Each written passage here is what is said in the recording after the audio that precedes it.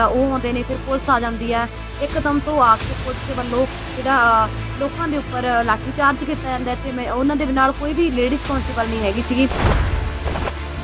ਮੈਨੂੰ ਵੀ ਵਿੱਚੋਂ ਖਿੱਚ ਕੇ ਲੈ ਕੇ ਜਾਣ ਦੀ ਕੋਸ਼ਿਸ਼ ਕੀਤੀ ਗਈ, ਵਾਲਾਂ ਤੋਂ ਫੜ ਕੇ ਤੇ ਗਲੇ ਤੋਂ ਫੜ ਕੇ ਖਿੱਚ ਕੇ ਲੈ ਕੇ ਜਾਣ ਦੀ ਕੋਸ਼ਿਸ਼ ਕਰ ਰਹੇ ਸੀ। 4-5 ਪੁਲਿਸ ਵਾਲੇ ਮੈਨੂੰ ਪੁੱਛ ਕੇ ਮਾਰਦੇ ਹੋਏ ਗੱਡੀ ਦੇ ਵਿੱਚ ਛੱਡ ਦਿੰਦੇ ਨੇ। ਪਰ ਉਸ ਤੋਂ ਬਾਅਦ ਜਿਹੜੇ ਲੋਕਾਂ ਤੋਂ ਦੂਰ ਲਿਜਾ ਕੇ ਕੰਪਨੀ ਦੀ ਫੈਕਟਰੀ ਏਰੀਆ ਦੇ ਪਿੱਛੇ ਲਿਜਾ ਕੇ ਸੁਨਸਾਨ ਰਸਤੇ ਦੇ ਗੱਡੀ ਖੜੀ ਕਰਕੇ ਪਹਿਲਾਂ ਉੱਥੇ ਬੂਹੇ ਦੇ ਮਾਰਿਆ ਜਾਂਦਾ ਹੈ। ਉਸ ਤੋਂ ਬਾਅਦ ਮੇਰਾ ਮੈਡੀਕਲ ਤੱਕ ਨਹੀਂ ਬਣਵਾਇਆ ਜਾਂਦਾ, ਹਸਪੀਟਲ ਦੇ ਵਿੱਚ ਵੀ ਮਤਲਬ ਘੁਮਾ ਕੇ ਵਾਪਸ ਲੈ ਕੇ ਆਇਆ ਜਾਂਦਾ ਹੈ ਤੇ ਬਹੁਤ ਬੁਰੇ ਤਰੀਕੇ ਨਾਲ ਟੌਰਚਰ ਹੁੰਦਾ, ਪਰ ਮੇਰਾ ਮੈਡੀਕਲ ਨਹੀਂ ਬਣਦਾ। FIR ਜਿਹੜੀ ਦਰਜ ਹੋਈ ਹੈ ਉਹਦੇ ਵਿੱਚ ਇਹੀ ਆਰੋਪ ਆਇਆ ਹੈ ਕਿ ਤੁਸੀਂ ਜਬਰਨ ਵਸੂਲੀ ਦੀ ਕੋਸ਼ਿਸ਼ ਕੀਤੀ ਹੋਈ ਹੈ, ਤੁਸੀਂ ਜਬਰਨ ਵਸੂਲੀ ਕਰ ਰਹੇ ਸੀਗੇ ਉੱਥੇ। ਤੁਹਾਡੇ ਉੱਪਰ ਇਹ ਵੀ ਆਰੋਪ ਹੈ, ਇਲਜ਼ਾਮ ਹੈ ਕਿ ਤੁਸੀਂ ਪੁਲਿਸ ਵਾਲਿਆਂ ਨੂੰ ਕੁੱਟਣ ਦੀ ਵੀ ਕੋਸ਼ਿਸ਼ ਕੀਤੀ ਹੈ, ਉਹਨਾਂ ਤੇ ਹਮਲਾ ਕਰਨ ਦੀ ਕੋਸ਼ਿਸ਼ ਕੀਤੀ ਹੈ। ਜਿਹੜੀ ਪੁਲਿਸ ਆ ਉਹ ਲੋਕਾਂ ਦੀ ਸੁਰੱਖਿਆ ਲਈ ਨਹੀਂ ਹੈਗੀ, ਇਹ ਗੁੰਡਿਆਂ ਦੀ ਸੁਰੱਖਿਆ ਲਈ ਹੈਗੀ ਆ। ਜਦੋਂ ਗੁੰਡੇ ਕਮਜ਼ੋਰ ਪੈਂਦੇ ਨੇ ਤਾਂ ਪੁਲਿਸ ਆ ਕੇ ਆਪਣਾ ਕੰਮ ਕਰਦੀ ਹੈ। ਇੱਕ ਪ੍ਰੈਸ ਕਾਨਫਰੰਸ ਦੇ ਵਿੱਚ ਤੁਸੀਂ ਇਹ ਕਿਹਾ ਸੀਗਾ 12 ਜਨਵਰੀ ਜਿਹੜੀ ਇਹ ਘਟਨਾ ਹੋਈ ਸੀ ਉੱਥੇ ਸ਼ਿਵ ਕੁਮਾਰ ਨਹੀਂ ਸੀਗਾ, ਫਿਰ ਪੁਲਿਸ ਨੇ ਕਿਉਂ ਗ੍ਰਿਫਤਾਰ ਕੀਤਾ ਸ਼ਿਵ ਕੁਮਾਰ ਨੂੰ?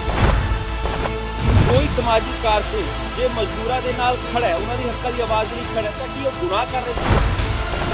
ਤੁਹਾਨੂੰ ਲੱਗਦਾ ਹੈ ਕਿ ਜੋ ਤੁਹਾਡੇ ਨਾਲ ਹੋਇਆ ਤਾਂ ਉਹਨੇ ਜਾਪਦਾ ਹੋਣਾ ਕਿ ਸ਼ਾਇਦ ਤੁਸੀਂ ਗੁਨਾਹ ਕਰ ਰਹੇ ਹੋ?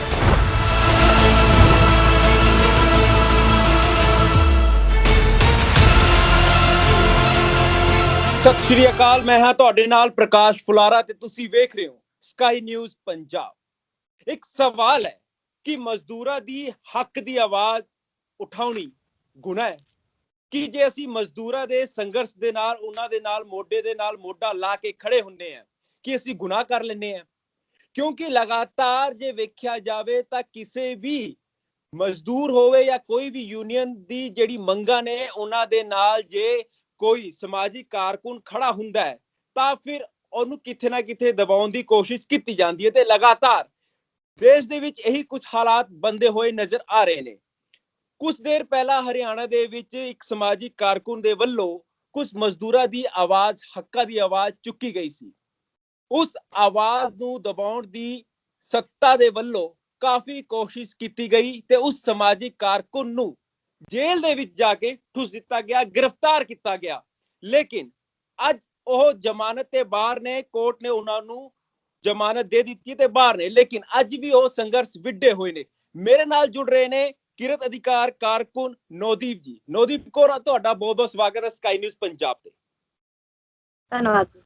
ਨੌਦੀਪ ਜੀ, ਸਭ ਤੋਂ ਪਹਿਲਾ ਸਵਾਲ ਮੈਂ ਇਹੀ ਪੁੱਛਦਾ ਕਿ ਤੁਹਾਡੇ ਉੱਤੇ ਤਸ਼ੱਦਦ ਹੋਇਆ ਬਹੁਤ ਜ਼ਿਆਦਾ। ਸਵਾਲ ਮੈਂ ਸਰਕਾਰ ਤੋਂ ਇਹੀ ਪੁੱਛ ਰਿਹਾ ਕਿ ਅਸੀਂ ਕੋਈ ਸਮਾਜਿਕ ਕਾਰਕੁਨ ਜੇ ਮਜ਼ਦੂਰਾਂ ਦੇ ਨਾਲ ਖੜਾ ਹੈ, ਉਹਨਾਂ ਦੀ ਹੱਕਾਂ ਦੀ ਆਵਾਜ਼ ਲਈ ਖੜਾ ਹੈ ਤਾਂ ਕੀ ਉਹ ਗੁਨਾਹ ਕਰ ਲੈਂਦਾ? ਤੁਹਾਨੂੰ ਲੱਗਦਾ ਹੈ ਕਿ ਜੋ ਕੁਝ ਤੁਹਾਡੇ ਨਾਲ ਹੋਇਆ ਤੁਹਾਨੂੰ ਇਹ ਜਾਪਦਾ ਹੋਣਾ ਕਿ ਸ਼ਾਇਦ ਤੁਸੀਂ ਗੁਨਾਹ ਕਰ ਲਿਆ? ਬਿਲਕੁਲ ਜੀ, ਇਹ ਸਾਨੂੰ ਤਾਂ ਲੱਗ ਹੀ ਰਿਹਾ ਕਿ ਇਹ ਗੁਨਾਹ ਹੈ, ਕਿਉਂਕਿ ਸਰਕਾਰ ਹੈ ਜਿਹੜੀ ਲਗਾਤਾਰ ਤਾਨਾਸ਼ਾਹ ਰਵੱਈਆ ਅਪਣਾਉਂਦੀ ਰਹਿੰਦੀ ਹੈ।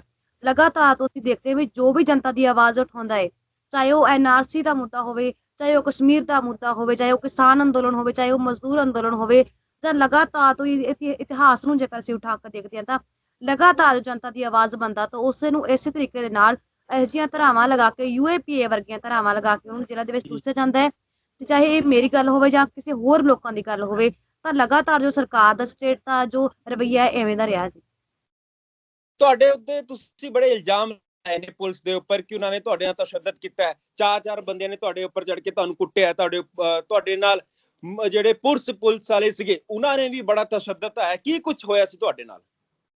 ਦੇਖੋ ਜੀ, 12 ਤਾਰੀਖ ਵਾਲੇ ਦਿਨ ਜਦੋਂ ਅਸੀਂ ਪਹਿਲਾਂ ਤੋਂ ਹੀ ਅਸੀਂ ਲਗਾਤਾਰ ਜੋ ਮਜ਼ਦੂਰਾਂ ਦੇ ਵੇਤਨ ਦੀ ਲਗਾਤਾਰ ਜੋ ਕੰਪਨੀਆਂ ਦੇ ਵਿੱਚ ਜਾ ਰਹੇ ਸੀਗੇ, ਜੋ ਪੀਸਫੁਲ ਮਾਰਚ ਅਸੀਂ ਕਰਦੇ ਹੋਏ ਅਸੀਂ ਪ੍ਰੋਟੈਸਟ ਕਰਦੇ ਹਾਂ, ਜਿਹੜਾ ਸਾਨੂੰ ਕਾਨੂੰਨੀ ਤੌਰ ਤੇ ਅਧਿਕਾਰ ਮਿਲਿਆ ਹੋਇਆ। ਤੇ ਲਗਾਤਾਰ ਜਦੋਂ ਅਸੀਂ ਐਵੇਂ ਵੇਤਨ ਦਿਲਾ ਰਹੇ ਸੀ ਤਾਂ 12 ਜਨਵਰੀ ਵਾਲੇ ਦਿਨ ਵੀ ਅਸੀਂ ਉਸੇ ਤਰੀਕੇ ਦੇ ਨਾਲ ਇੱਕ ਕੰਪਨੀ ਦੇ ਸਾਹਮਣੇ ਗਏ ਸੀ। ਪਹਿਲਾਂ 2 ਕੰਪਨੀਆਂ ਦੇ ਸਾਹਮਣੇ ਅਸੀਂ ਗਏ ਤੇ ਉਹਨਾਂ ਨੇ ਇਹ ਵਾਅਦਾ ਕੀਤਾ ਕਿ ਸੁਬਾਹ ਜਾਂ ਸ਼ਾਮ ਤੱਕ ਤੁਹਾਡੇ ਜਿਹੜਾ ਵੇਤਨ ਆ ਤੁਹਾਨੂੰ ਮਿਲ ਜੂਗਾ। ਪਰ ਤੀਸਰੀ ਕੰਪਨੀ ਵਿੱਚ ਜਦੋਂ ਅਸੀਂ ਜਾਂਦੇ ਹਾਂ ਤਾਂ ਅੱਧੇ ਘੰਟੇ ਦੀ ਵੇਟ ਤੱਕ ਅਸੀਂ ਉੱਥੇ ਬੈਠੇ ਰਹਿੰਦੇ ਹਾਂ। ਜਿਹੜਾ ਕੰਪਨੀ ਮਾਲਿਕ ਆ ਉਹ ਗੇਟ ਬੰਦ ਕਰ ਲੈਂਦਾ ਹੈ। ਤਾਂ ਉਸ ਤੋਂ ਬਾਅਦ ਜਿਹੜੇ ਕੰਪਨੀ ਦੇ ਜਿਹੜੇ ਕੁਝ ਗੁੰਡੇ ਆ ਉਹ ਆਉਂਦੇ ਨੇ, ਫਿਰ ਪੁਲਿਸ ਆ ਜਾਂਦੀ ਹੈ। ਇੱਕਦਮ ਤੋਂ ਆ ਕੇ ਪੁਲਿਸ ਦੇ ਵੱਲੋਂ ਜਿਹੜਾ ਲੋਕਾਂ ਦੇ ਉੱਪਰ ਲਾਠੀ ਚਾਰਜ ਕੀਤਾ ਜਾਂਦਾ ਹੈ ਤੇ ਮੈਂ ਉਹਨਾਂ ਦੇ ਨਾਲ ਕੋਈ ਵੀ ਲੇਡੀਜ਼ ਕਾਂਸਟੇਬਲ ਨਹੀਂ ਹੈਗੀ ਸੀਗੀ।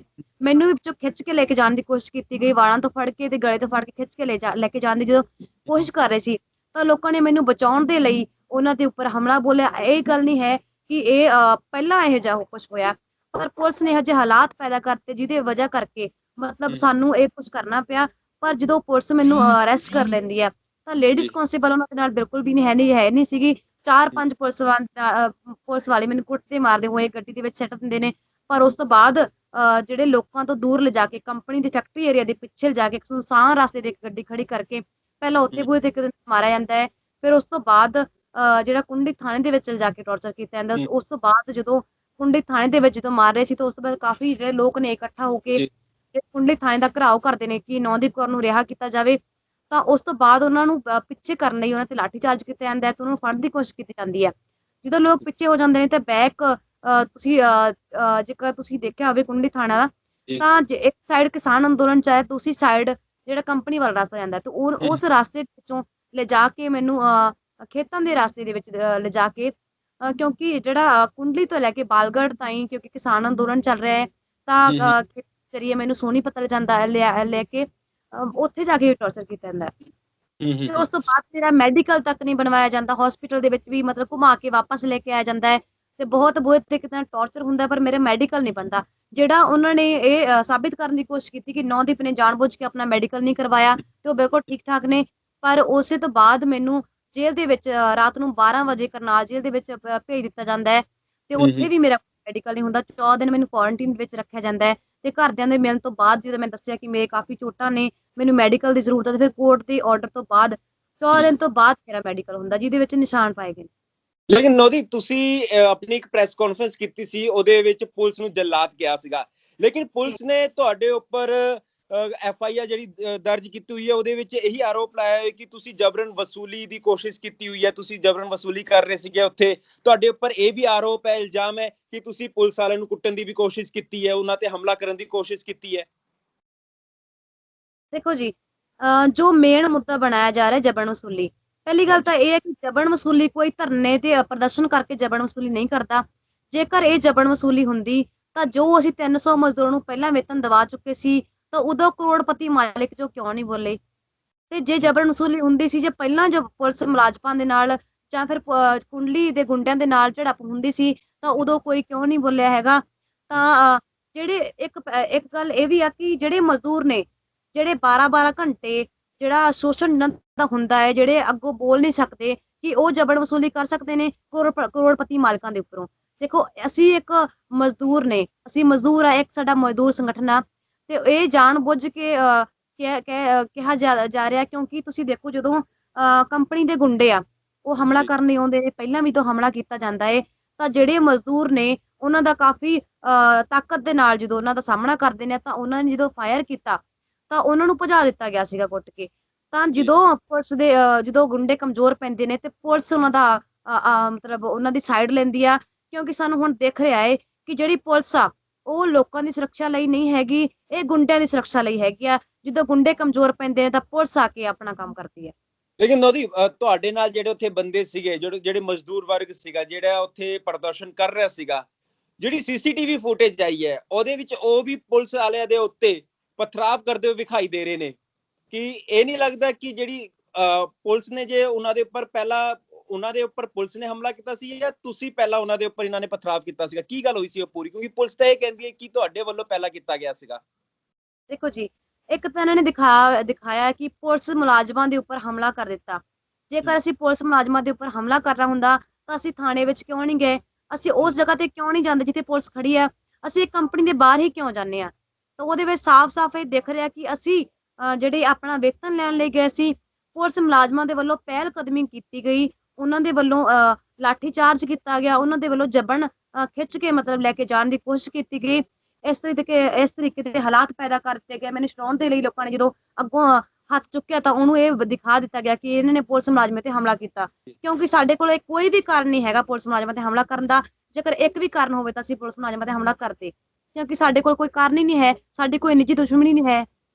ਲੇਕਿਨ ਉਹਦੀ ਕੀ ਜਿੰਨਾ ਮਜ਼ਦੂਰਾਂ ਦੇ ਵਾਸਤੇ ਤੁਸੀਂ ਜੰਗ ਲੜ ਰਹੇ ਸੀਗੇ, ਜਿਨ੍ਹਾਂ ਵਾਸਤੇ ਪ੍ਰਦਰਸ਼ਨ ਕਰ ਰਹੇ ਸੀਗੇ, ਕੀ ਉਹਨਾਂ ਨੂੰ ਤਨਖਾਹ ਮਿਲ ਚੁੱਕੀ ਹੈ ਉਹਨਾਂ ਦੀ? ਦੇਖੋ ਜੀ, ਜਦੋਂ ਅਸੀਂ ਇੱਥੇ ਕਿਸਾਨ ਅੰਦੋਲਨ ਦੇ ਵਿੱਚ ਇੱਕ ਹੈਲਪ ਟੈਕਸ ਲਗਾਇਆ ਸੀ, ਜਿਹਦੇ ਵਿੱਚ ਅਸੀਂ ਲਿਖਿਆ ਸੀ ਕਿ ਜੇਕਰ ਕੰਪਨੀ ਮਾਲਕ ਜਾਂ ਠੇਕੇਦਾਰ ਤੁਹਾਨੂੰ ਤੁਹਾਡਾ ਵੇਤਨ ਨਹੀਂ ਦਿੰਦਾ ਤਾਂ ਸਾਡੇ ਕੋਲ ਕੰਪਲੇਂਟ ਦਰਜ ਕਰਵਾਓ। ਤਾਂ ਉਹਦੇ ਵਿੱਚ ਬਹੁਤ ਲੰਬੀ ਲਿਸਟ ਸੀਗੀ, ਜਿਹਦੇ ਵਿੱਚੋਂ ਸਿਰਫ 300 ਮਜ਼ਦੂਰਾਂ ਦਾ ਵੇਤਨ ਮਿਲਿਆ ਸੀ। ਬਾਕੀ ਹਜੇ ਵੀ ਕਾਫੀ ਲੋਕਾਂ ਦਾ ਜਿਹੜਾ ਵੇਤਨ ਨਹੀਂ ਮਿਲ ਪਾਇਆ ਹੈਗਾ, ਤੇ ਬਹੁਤ ਸਾਰੇ ਮਜ਼ਦੂਰਾਂ ਦੀ ਹਜੇ ਕੰਪਲੇਨ ਵੀ ਨਹੀਂ ਸੀ ਆਈ। ਇਸੇ ਲਈ ਉਹਨਾਂ ਨੂੰ ਇਹ ਲੱਗ ਰਿਹਾ ਸੀ ਜੇਕਰ ਅੱਜ 300 ਲੋਕਾਂ ਦਾ ਜਿਹੜਾ ਵੇਤਨ ਮਿਲ ਗਿਆ ਹੈ, ਤਾਂ ਕੱਲ ਨੂੰ ਉਹ ਲੋਕ ਵੀ ਜਿਹੜਾ ਵੇਤਨ ਦੀ ਮੰਗ ਕਰਨਗੇ, ਜਿਹੜੇ ਅੱਜ ਮਤਲਬ ਘਰਾਂ 'ਚ ਬੈਠੇ ਨੇ, ਕਿਉਂਕਿ ਲੱਖਾਂ ਦੀ ਤਾਦਾਦ ਦੇ ਵਿੱਚ ਇੱਥੇ ਕੁੰਡਲੀ ਇੰਡਸਟਰੀ ਏਰੀਆ ਦੇ ਵਿੱਚ ਲੋਕ ਕੰਮ ਕਰਦੇ ਨੇ।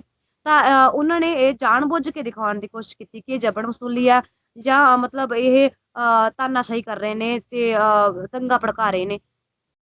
ਲੇਕਿਨ ਹੁਣ ਨੌਦੀਪ, ਤੁਸੀਂ ਕਿਸਾਨੀ ਸੰਘਰਸ਼ ਦਾ ਸਾਥ ਦੇ ਰਹੇ ਹੋ, ਕਿਸਾਨਾਂ ਦੇ ਅੰਦੋਲਨ ਨਾਲ ਹੁਣ ਤੁਸੀਂ ਖੜੇ ਹੋ। ਹੁਣ ਤੁਸੀਂ ਕਿਸਾਨਾਂ ਦੇ ਅੰਦੋਲਨ ਨਾਲ ਆਖਰ ਕੀ ਵਜ੍ਹਾ ਬਣੀ ਹੈ ਕਿ ਤੁਸੀਂ ਹੁਣ ਕਿਸਾਨਾਂ ਦੇ ਅੰਦੋਲਨ ਤੇ ਆਏ ਹੋ? ਦੇਖੋ ਜੀ, ਅਸੀਂ ਦੇਖ ਰਹੇ ਹਾਂ ਕਿ ਜਿਹੜਾ ਕਿਸਾਨ ਅੰਦੋਲਨ ਆ, ਉਹਨੂੰ ਬਦਨਾਮ ਕਰਨ ਦੇ ਲਈ ਇਹ ਦਿਖਾਇਆ ਜਾ ਰਿਹਾ ਕਿ ਇਹ ਖਾਲਿਸਤਾਨੀ ਨੇ, ਇਹ ਜਾਟ ਨੇ। ਤਾਂ ਪਰ ਅਸੀਂ ਇਹ ਕਹਿੰਦੇ ਆ ਕਿ ਇਹ ਜਨ ਅੰਦੋਲਨ ਆ। ਜਿਹੜਾ ਕਿਸਾਨ ਆ, ਉਹ ਕਿਸੇ ਵੀ ਧਰਮ, ਕਿਸੇ ਵੀ ਜਾਤ ਦਾ ਨਹੀਂ ਹੁੰਦਾ। ਕਿਸਾਨ ਇੱਕ ਕਿਸਾਨ ਹੁੰਦਾ, ਉਹ ਕਿਸੇ ਵੀ ਦੇਸ਼ ਦੇ ਕੋਨੇ ਦੇ ਵਿੱਚ ਰਹਿ ਰਿਹਾ ਹੈ, ਜਾਂ ਫਿਰ ਪੂਰੀ ਦੁਨੀਆ ਦੇ ਵਿੱਚ ਕਿਸਾਨ ਰਹਿ ਰਹੇ ਨੇ। ਪਰ ਜੋ ਕਿਸਾਨਾਂ ਦੀਆਂ ਡਿਮਾਂਡਸ ਨੇ, ਜੋ ਕਾਲੇ ਕਾਨੂੰਨ ਕਿਸਾਨਾਂ ਦੇ ਉੱਪਰ ਲਾਗੂ ਕੀਤੇ ਜਾ ਰਹੇ ਨੇ, ਉਹ ਸਿੱਧੇ ਤੌਰ ਤੇ ਮਜ਼ਦੂਰਾਂ ਨੂੰ ਹੀ ਪ੍ਰਭਾਵਿਤ ਕਰਦੇ ਨੇ। ਜਿਹਦੇ ਵਿੱਚ ਇੱਕ ਜਿਹੜਾ ਇਹ ਹੈਗਾ ਕਿ ਜਿਹੜੀ ਸਰਕਾਰ ਆ, ਤੁਹਾਡਾ ਜਿਹੜਾ ਅਨਾਜ ਨਹੀਂ ਖਰੀਦੂਗੀ, ਪ੍ਰਾਈਵੇਟ ਕੰਪਨੀਆਂ ਖਰੀਦਣਗੀਆਂ। ਉਹਦੇ ਵਿੱਚ ਇੱਕ ਸਰਕਾਰ ਤੁਹਾਡਾ ਅਨਾਜ ਨਹੀਂ ਖਰੀਦੂਗੀ, ਤਾਂ ਰਾਸ਼ਨ ਮਜ਼ਦੂਰਾਂ ਨੂੰ ਕੌਣ ਦੇਊਗਾ? ਤੇ ਦੂਸਰਾ ਜਿਹੜਾ ਇਹ ਹੈ ਕਿ ਅਨਲਿਮਿਟਿਡ ਸਟਾਕ ਤੁਸੀਂ ਕਰ ਸਕਦੇ ਹੋ, ਜਿਹਦੇ ਵਿੱਚ ਕਿਸਾਨਾਂ ਤੋਂ ਬਹੁਤ ਸਸਤੇ ਰੇਟਾਂ ਦੇ ਵਿੱਚ ਅਨਾਜ ਖਰੀਦਿਆ ਜਾਊਗਾ, ਪਰ ਜਿਹੜੇ ਮਾਰਕੀਟ ਦੇ ਵਿੱਚ ਆ, ਉਹ ਬਹੁਤ ਮਹਿੰਗੇ ਰੇਟਾਂ ਦੇ ਵਿੱਚ ਮਜ਼ਦੂਰਾਂ ਨੂੰ ਦਿੱਤਾ ਜਾਊਗਾ, ਜਿਹਦਾ ਸਿੱਧਾ ਪ੍ਰਭਾਵ ਮਜ਼ਦੂਰਾਂ ਤੇ ਪਊਗਾ। ਪਹਿਲਾਂ ਵੀ ਮਹਿੰਗਾਈ ਦੇ ਲੋਕ ਮਾਰੇ ਪਏ ਨੇ, ਤੇ ਉੱਪਰੋਂ ਫੇਰ ਜਿਹੜੀ ਮਹਿੰਗਾਈ ਨੂੰ ਵਧਾਉਣ ਲਈ ਤੇ ਲੋਕਾਂ ਨੂੰ ਗੁਲਾਮ ਬਣਾਉਣ ਦੀ ਜਿਹੜੀ ਕੋਸ਼ਿਸ਼ ਕੀਤੀ ਜਾ ਰਹੀ ਹੈ। ਇਸੇ ਲਈ ਅਸੀਂ ਕਿਸਾਨਾਂ ਦਾ ਸਮਰਥਨ ਕਰ ਰਹੇ ਹਾਂ ਤੇ ਅੱਗੇ ਵੀ ਕਰਦੇ ਰਵਾਂਗੇ। ਲੇਕਿਨ ਨੌਦੀਪ, ਇੱਕ ਚੀਜ਼ ਹੈ ਕਿ ਇਤਿਹਾਸ ਨੂੰ ਜਦੋਂ ਆਪਾਂ ਪੜਾਂਗੇ, ਆਪਣੇ ਦੇਸ਼ ਦਾ ਜਿੰਨੇ ਵੀ ਅੰਦੋਲਨ ਹੋਏ ਨੇ, ਉਹਨਾਂ ਦਾ ਜਿਹੜਾ ਸਿੱਟਾ ਇਹੀ ਨਿਕਲਦਾ ਕਿ ਹੱਕ ਦੀ ਆਵਾਜ਼ ਚੁੱਕਣਾ ਬੜਾ ਸੌਖਾ ਨਹੀਂ ਹੁੰਦਾ। ਇਹਦੇ 'ਚ ਬੜੇ ਤਸ਼ੱਦਦ ਝੇਲਣੇ ਪੈਂਦੇ। ਤੁਸੀਂ ਵੀ ਬੜੇ ਤਸ਼ੱਦਦ ਝੇਲੇ ਨੇ। ਤੁਸੀਂ ਮਜ਼ਦੂਰਾਂ ਦੀ ਆਵਾਜ਼ ਨੂੰ ਚੁੱਕਦੇ ਆਏ ਹੋ। ਤੁਸੀਂ ਹੁਣ ਕਿਸਾਨੀ ਅੰਦੋਲਨ ਦੇ ਕੀ ਅੱਗੇ ਵੀ ਏਦਾਂ ਹੀ ਤੁਸੀਂ ਜਿਹੜੇ ਵੀ ਹੱਕ ਦੀ ਵਾਸਤੇ ਆਉਣਗੇ, ਤੁਸੀਂ ਉਹਨਾਂ ਦਾ ਸਾਥ ਦੋਗੇ, ਜਾਂ ਫਿਰ ਹੁਣ ਲੱਗਦਾ ਹੈ ਕਿ ਨਹੀਂ, ਹੁਣ ਥੋੜਾ ਜਿਹਾ ਬੈਕਫੁੱਟ ਦੇ ਵਿੱਚ ਆ ਜਾਣਾ ਚਾਹੀਦਾ ਹੈ? ਨਹੀਂ ਜੀ, ਜੇਕਰ ਬੈਕਫੁੱਟ ਵਿੱਚ ਆਉਣਾ ਹੁੰਦਾ ਤਾਂ ਜਦੋਂ ਸਾਡੇ ਤੇ ਫਾਇਰਿੰਗ ਹੋਈ, ਜਦੋਂ ਸਾਡੇ ਤੇ ਹਮਲੇ ਹੋ ਰਹੇ ਸੀ, ਉਦੋਂ ਹੀ ਚਲੇ ਜਾਂਦੇ। ਹੁਣ ਤਾਂ ਜਿਹੜੀ ਇੰਨੀ ਜਨਤਾ ਸਪੋਰਟ ਕਰ ਰਹੀ ਹੈ, ਹੁਣ ਤਾਂ ਲੋਕ ਨਾਲ ਖੜੇ ਨੇ।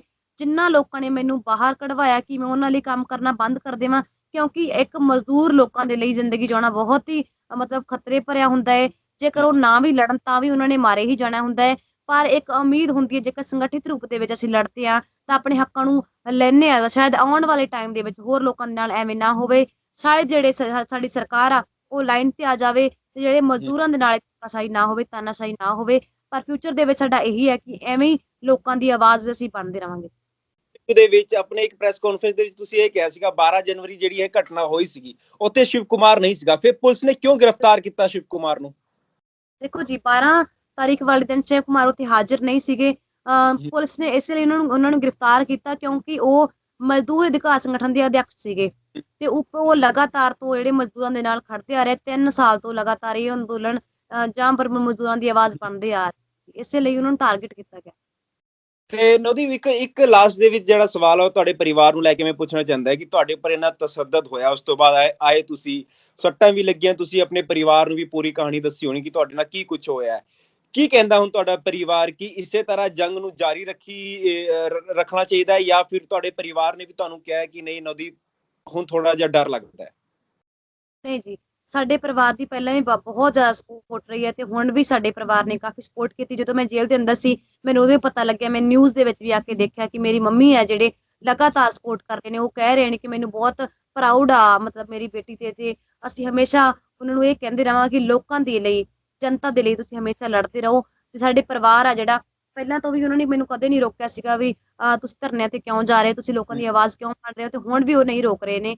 ਹੁਣ ਵੀ ਉਹ ਸਾਡੇ ਨਾਲ ਕੰਧੇ ਨਾਲ ਕੰਧਾ ਮਿਲਾ ਕੇ ਖੜੇ ਨੇ, ਤੇ ਆਉਣ ਵਾਲੇ ਟਾਈਮ ਦੇ ਵਿੱਚ ਵੀ ਉਹ ਸਾਨੂੰ ਇਹੀ ਕਹਿ ਰਹੇ ਨੇ ਕਿ ਜੋ ਤੁਹਾਨੂੰ ਸਹੀ ਲੱਗਦਾ ਕਿ ਜਨਤਾ ਲਈ ਕੰਮ ਕਰਨਾ ਚਾਹੀਦਾ, ਤੁਸੀਂ ਕਰੋ, ਤੇ ਅਸੀਂ ਤੁਹਾਡੇ ਨਾਲ ਆ। ਤੇ ਨਵਦੀਪ, ਤੁਹਾਨੂੰ ਇਹ ਪ੍ਰੇਰਨਾ ਕਿੱਥੋਂ ਮਿਲੀ ਹੈ ਕਿ ਨਹੀਂ ਇਸ ਤਰ੍ਹਾਂ ਸਾਨੂੰ ਲੋਕਾਂ ਦੀ ਜਿਹੜਾ ਸਾਥ ਦੇਣਾ ਚਾਹੀਦਾ ਹੈ, ਜਿਹੜੇ ਆਪਣਾ ਸੰਘਰਸ਼ ਵਾਸਤੇ ਹੱਕ ਦੇ ਲਈ ਵਾਸਤੇ ਆਵਾਜ਼ ਚੱਕਦੇ ਨੇ, ਜਿਹਨਾਂ ਨੂੰ ਦਬਾਇਆ ਜਾਂਦਾ ਹੈ? ਤਾਂ ਪ੍ਰੇਰਨਾ ਕਿੱਥੋਂ ਮਿਲੀ ਹੈ ਕਿ ਇਸ ਤਰ੍ਹਾਂ ਉਹਨਾਂ ਦੇ ਨਾਲ ਖੜਾ ਹੋਣਾ ਚਾਹੀਦਾ ਹੈ? ਜੀ, ਇਹ ਪ੍ਰੇਰਨਾ ਮੈਨੂੰ ਬਚਪਨ ਤੋਂ ਹੀ ਮੇਰੀ ਮੰਮਾ ਜੀ ਤੋਂ ਮਿਲੀ ਹੈ, ਕਿਉਂਕਿ ਜਦੋਂ ਮੈਂ ਬਹੁਤ ਛੋਟੀ ਸੀਗੀ ਤਾਂ ਮੈਂ ਦੇਖਿਆ ਕਿ ਮੇਰੀ ਮੰਮੀ ਜਦੋਂ ਮਜ਼ਦੂਰ ਸੰਗਠਨ ਦੇ ਵਿੱਚ ਕੰਮ ਕਰਦੇ ਸੀਗੇ ਤਾਂ ਲਗਾਤਾਰ ਉਹ ਮਜ਼ਦੂਰਾਂ ਦੀ ਆਵਾਜ਼ ਉਠਾਉਂਦੇ ਰਹੇ। ਮੈਂ ਬਹੁਤ ਛੋਟੀ ਜਦੋਂ ਸਾਡੇ ਪਿੰਡ ਦੇ ਵਿੱਚ ਇੱਕ ਰੇਪ ਦੁਰਘਟਨਾ ਹੋਈ ਸੀ। ਸਾਡੀ ਇੱਕ ਥੋੜੇ ਜਿਹੇ ਘਰਾਂ ਤੋਂ ਦੂਰ ਇੱਕ ਦਲਿਤ ਲੜਕੀ ਸੀ, ਜਿਹੜੀ ਸਕੂਲ ਜਾ ਰਹੀ ਸੀਗੀ, ਨਾਬਾਲਿਗ ਲੜਕੀ।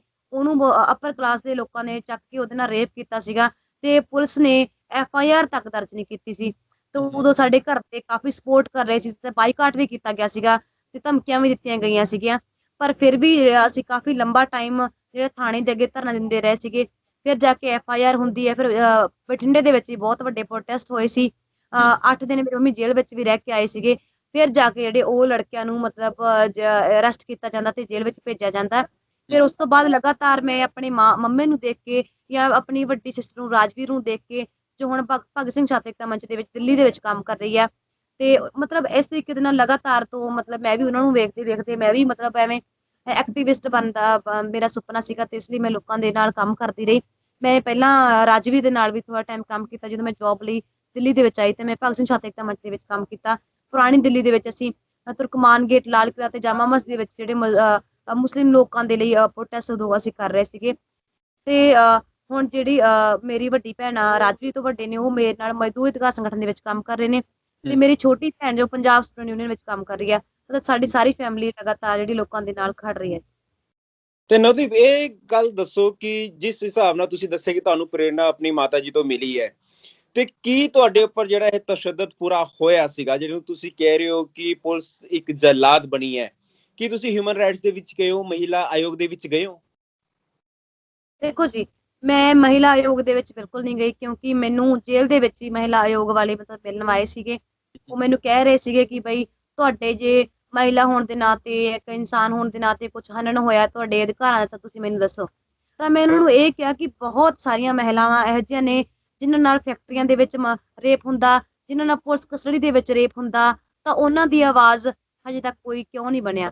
ਕਿਉਂਕਿ ਸਾਡੇ ਸਾਹਮਣੇ ਬਟਾਣਾ ਰੇਪ ਕੇਸ ਬਹੁਤ ਵੱਡੀ ਉਦਾਹਰਨ ਆ। ਸੋਨੀਪਤ ਦੇ ਪੁਲਿਸ ਵਾਲਿਆਂ ਨੇ 12 ਪੁਲਿਸ ਵਾਲਿਆਂ ਨੇ ਨਾਬਾਲਿਗ ਬੱਚੀ ਦੇ ਨਾਲ ਕਿੰਨੇ ਦਿਨ ਰੇਪ ਕੀਤਾ। ਉਹ ਪੁਲਿਸ ਵਾਲੇ ਅੱਜ ਹੀ ਬਾਹਰ ਘੁੰਮ ਰਹੇ ਤੇ ਪਰ ਕੁੜੀਆਂ ਜੇਲ੍ਹ ਦੇ ਅੰਦਰ ਨੇ। ਉਸ ਇੱਕ ਕੁੜੀ ਨੂੰ ਮੈਂ ਮਿਲ ਕੇ ਵੀ ਆਈ ਹਾਂ ਜੇਲ੍ਹ ਦੇ ਵਿੱਚ। ਤੇ ਹਾਥਰਸ ਘਟਨਾ ਅਸੀਂ ਦੇਖੀਏ ਤਾਂ ਗੁੜ ਮੰਡੀ ਰੇਪ ਕੇਸ ਅਸੀਂ ਦੇਖਦੇ ਹਾਂ, ਤਾਂ ਉਹਨਾਂ ਲਈ ਹਜੇ ਤੱਕ ਮਤਲਬ ਕੋਈ ਆਵਾਜ਼ ਨਹੀਂ ਉਠਾ ਰਿਹਾ ਤੇ ਮੇਰੇ ਲਈ ਕੌਣ ਮਤਲਬ ਉਸ ਤਰੀਕੇ ਦੇ ਨਾਲ ਆਵਾਜ਼ ਉਠਾਊਗਾ? ਪਰ ਜਿਹੜੀ ਜਨਤਾ ਫੈਸਲਾ ਕਰ ਰਹੀ ਹੈ ਕਿ ਹੁਣ ਕੀ ਕਰਨਾ ਚਾਹੀਦਾ। ਜਨਤਾ ਦੀ ਵਜ੍ਹਾ ਕਰਕੇ ਅੱਜ ਮੈਨੂੰ ਬੇਲ ਮਿਲ ਪਾਈ ਆ। ਜਨਤਾ ਦੀ ਵਜ੍ਹਾ ਕਰਕੇ ਸਪੋਰਟ ਮਿਲੀ ਆ ਕਿ ਜਿਹੜੀ ਮੇਰੀ ਆਵਾਜ਼ ਆ ਦੇਸ਼ ਭਰ ਤੋਂ, ਕਿਉਂਕਿ ਦੁਨੀਆ ਭਰ ਦੇ ਵਿੱਚ ਗੂੰਜੀ ਆ। ਤੇ ਹੁਣ ਮੈਨੂੰ ਲੱਗਦਾ ਕਿ ਕਾਨੂੰਨ ਜਿਹੜੇ ਉਸ ਤਰੀਕੇ ਦੇ ਨਾਲ ਫੋਲੋ ਨਹੀਂ ਹੋ ਰਹੇ ਜਿਸ ਤਰੀਕੇ ਦੇ ਨਾਲ ਹੋਣੇ ਚਾਹੀਦੇ ਨੇ। ਤੇ ਲਾਸਟ ਦੇ ਵਿੱਚ ਨਵਦੀਪ, ਇਹੀ ਸਵਾਲ ਕਿ ਜਿਹੜੀ ਜਨਤਾ ਨੇ ਤੁਹਾਡਾ ਸਾਥ ਦਿੱਤਾ ਹੈ, ਉਸ ਜਨਤਾ ਨੂੰ ਤੁਸੀਂ ਕੀ ਕਹੋਗੇ? ਕਿ ਮੈਂ ਦਿਲੋਂ ਧੰਨਵਾਦ ਕਰਦੀ ਹਾਂ। ਮੈਂ ਕਿਸੇ ਇੱਕ ਇਨਸਾਨ ਦਾ ਮਤਲਬ ਧੰਨਵਾਦ ਨਹੀਂ ਕਰਨਾ ਚਾਹੁੰਦੀ, ਕਿਉਂਕਿ ਜਦੋਂ ਇਹ ਸ਼ੁਰੂਆਤ ਹੋਈ ਆ ਤਾਂ ਉਹਨਾਂ ਲੋਕਾਂ ਤੋਂ ਹੋਈ ਆ ਜਿਨ੍ਹਾਂ ਦੀ ਮੈਂ ਹੈਲਪ ਕਰਦੀ ਰਹੀ। ਉਹਨਾਂ ਨੇ ਮੇਰੀ ਆਵਾਜ਼ ਉਠਾਈ। ਹੌਲੀ-ਹੌਲੀ ਕਿਸਾਨ ਅੰਦੋਲਨ ਦੇ ਵਿੱਚ ਜਦੋਂ ਖਬਰ ਗਈ, ਹੌਲੀ-ਹੌਲੀ ਜਿਹੜਾ ਚੰਗਾ ਮੀਡੀਆ ਸੀਗਾ, ਜਿਹੜਾ ਲੋਕਾਂ ਦੀ ਆਵਾਜ਼ ਉਠਾਉਣ, ਜਿਨ੍ਹਾਂ ਨੇ ਮੈਨੂੰ ਪਹਿਲਾਂ ਵੀ ਕਵਰੇਜ ਜਿਨ੍ਹਾਂ ਨੇ ਮੇਰੀ ਕੀਤੀ ਸੀ ਜਦੋਂ ਮਜ਼ਦੂਰ ਅੰਦੋਲਨ ਦੇ ਵਿੱਚ, ਤਾਂ ਲਗਾਤਾਰ ਸਾਰੀਆਂ ਚੀਜ਼ਾਂ ਨੂੰ ਮਿਕਸ ਕਰਦੇ ਹੋਏ ਤਾਂ ਸਾਰੀ ਦੁਨੀਆ ਦੇ ਵਿੱਚ ਇਹ ਆਵਾਜ਼ ਗੂੰਜੀ ਅਤੇ ਦੁਨੀਆ ਭਰ ਦੇ ਵਿੱਚ ਜਿੰਨਾ ਵੀ ਲੋਕਾਂ ਨੇ ਮੇਰੇ ਲਈ ਆਵਾਜ਼ ਉਠਾਈ ਆ, ਮੈਂ ਉਹਨਾਂ ਲੋਕਾਂ ਦਾ ਦਿਲੋਂ ਧੰਨਵਾਦ ਕਰਦੀ ਹਾਂ। ਤੇ ਮੈਂ ਇਹ ਕਹਿਣਾ ਚਾਹੁੰਦੀ ਹਾਂ, ਮੇਰੀ ਆਵਾਜ਼ ਨਾ ਬਣਨ, ਮਤਲਬ ਮੇਰੀ ਆਵਾਜ਼ ਬਣੇ ਉਹਨਾਂ ਦੀ ਧੰਨਵਾਦ, ਪਰ ਉਹਨਾਂ ਲੋਕਾਂ ਦੀ ਵੀ ਆਵਾਜ਼ ਬਣਿਆ ਜਾਵੇ ਜੋ ਅੱਜ ਰਾਜਨੀਤਿਕ ਬੰਦੀ ਜਿਹੜੇ ਜੇਲ੍ਹ ਦੇ ਵਿੱਚ ਬੰਦ ਨੇ। 26 ਜਨਵਰੀ ਨੂੰ ਕਿੰਨੇ ਨੂੰ ਅਰੈਸਟ ਕੀਤਾ ਗਿਆ ਸੀ, ਉਹ ਵੀ ਜੇਲ੍ਹ ਦੇ ਵਿੱਚ ਨਜ਼ਰਬੰਦ ਨੇ। ਤਾਂ NRC ਦੇ ਟਾਈਮ ਕਾਫੀ ਲੋਕਾਂ ਨੂੰ UAPA ਤਹਿਤ ਅੰਦਰ ਕੀਤਾ ਗਿਆ ਸੀਗਾ। ਕਸ਼ਮੀਰ ਦੇ ਮੁੱਦੇ ਦੇ ਤਹਿਤ ਮਤਲਬ ਉਹਨਾਂ ਨੂੰ ਅੰਦਰ ਕੀਤਾ ਗਿਆ ਸੀ। ਬਹੁਤ ਸਾਰੇ ਲੋਕ ਨੇ ਅੱਜ ਵੀ ਜੇਲ੍ਹਾਂ ਦੇ ਵਿੱਚ, ਤੇ ਉਹਨਾਂ ਸਾਰਿਆਂ ਦੇ ਲਈ ਵੀ ਮਤਲਬ ਆਵਾਜ਼ ਬਣ, ਮਤਲਬ ਇਹੀ ਮੇਰਾ ਕਹਿਣਾ। ਬਹੁਤ ਬਹੁਤ ਸ਼ੁਕਰੀਆ ਨਵਦੀਪ ਤੁਹਾਡਾ ਸਾਡੇ ਨਾਲ ਜੁੜਨ ਤੇ ਇਹ ਸੀਗੇ ਮੇਰੇ ਨਾਲ ਜੁੜੇ ਹੋਏ ਸੀਗੇ ਸਮਾਜਿਕ ਕਾਰਕੁਨ ਨਵਦੀਪ ਕੌਰ, ਜਿਨ੍ਹਾਂ ਨੇ ਮਜ਼ਦੂਰਾਂ ਦੇ ਹੱਕ ਦੀ ਆਵਾਜ਼ ਚੱਕੀ। ਉਹਨਾਂ ਨੂੰ ਤਨਖਾਹ ਨਹੀਂ ਮਿਲਦੀ ਪਈ ਸੀ, ਉਹਨਾਂ ਨੂੰ ਤਨਖਾਹ ਦੇਣ ਵਾਸਤੇ ਧਰਨੇ ਤੇ ਬੈਠੀ ਸੀ, ਲੇਕਿਨ ਉਹਨਾਂ ਦੇ ਨਾਲ ਤਸ਼ੱਦਦ ਹੋਇਆ ਤੇ ਹੁਣ ਕਿਸਾਨੀ ਸੰਘਰਸ਼ ਨੂੰ ਨਵਦੀਪ ਕੌਰ ਸਮਰਥਨ ਦੇ ਰਹੇ ਨੇ। ਨਵਦੀਪ ਕੌਰ ਦੇ ਜੇ ਪਰਿਵਾਰ ਦੇ ਪਿਛੋਕੜ ਦੀ ਗੱਲ ਕਰੀਏ, ਜਿਵੇਂ ਉਹਨਾਂ ਨੇ ਦੱਸਿਆ ਕਿ ਉਹਨਾਂ ਦਾ ਪੂਰਾ ਪਰਿਵਾਰ ਕਿਵੇਂ ਮਜ਼ਦੂਰ ਸੰਗਠਨਾਂ ਦੇ ਨਾਲ ਜੁੜਿਆ ਸੀ, ਕਿਵੇਂ ਉਹਨਾਂ ਲੋਕਾਂ ਦੀ ਆਵਾਜ਼ ਉਠਾਉਂਦਾ ਹੈ ਜਿਹੜੇ ਲੋਕ ਸੱਤਾ ਦੇ ਸਤਾਏ ਹੁੰਦੇ ਨੇ ਜਾਂ ਫਿਰ ਉਦਯੋਗਪਤੀਆਂ ਦੇ ਸਤਾਏ ਹੁੰਦੇ ਨੇ ਜਾਂ ਫਿਰ ਜਿੱਥੇ ਉਹ ਕੰਮ ਕਰ ਰਹੇ ਹੁੰਦੇ ਨੇ। ਲਿਹਾਜ਼ਾ ਨਵਦੀਪ ਕੌਰ ਨੇ ਜਿਹੜਾ ਇੱਕ ਸੰਦੇਸ਼ ਦਿੱਤਾ ਉਹ ਇਹੀ ਦਿੱਤਾ ਹੈ ਕਿ ਲੋਕ ਇਹੋ ਜਿਹੇ ਲੋਕਾਂ ਦੀ ਆਵਾਜ਼ ਬਣਨ ਤਾਂ ਕਿ ਇਸ ਤਰ੍ਹਾਂ ਦੇ ਨਾਲ ਇਹਨਾਂ ਲੋਕਾਂ ਦੇ ਨਾਲ ਕੋਈ ਜ਼ਿਆਦਤੀ ਨਾ ਹੋ ਸਕੇ। ਫਿਲਹਾਲ ਹੁਣ ਦੇ ਵਾਸਤੇ ਇੰਨਾ ਹੀ। ਹੋਰ ਤਾਜ਼ਾ ਤਰੀਨ ਖਬਰਾਂ ਲਈ ਤੁਸੀਂ ਵੇਖਦੇ ਰਹੋ ਸਕਾਈ ਨਿਊਜ਼ ਪੰਜਾਬ।